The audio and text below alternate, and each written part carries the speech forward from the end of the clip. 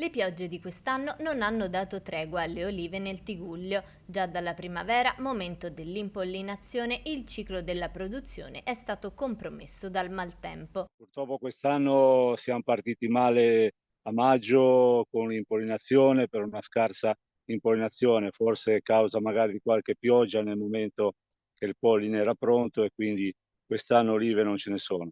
Come vedi io sono in mezzo a un oliveto, un impianto di 50 piante che ho fatto lo scorso anno con mio cugino, son 'ste piante piccolissime, olive non c'è neanche una, ma anche nelle piante grandi olive non ce ne sono. Nell'area del Tigullio i danni all'olivicoltura sono oltre l'80%, con ingenti danni alle coltivazioni messe a dura prova ogni giorno di più. L'anno scorso era stato un anno di carica forse anche eccessiva, un'annata bellissima. Quest'anno logicamente all'anno di scarica, in più si è aggiunto queste problematiche riguardanti l'impollinazione e quindi l'annata sarà scarica. L'annata era già compromessa, soprattutto un attacco di mosca anche importante per le scorse settimane, quindi quelle poche olive che ci sono molto attaccate dalla mosca, quindi almeno nella zona nella parte vicina alla fascia costiera.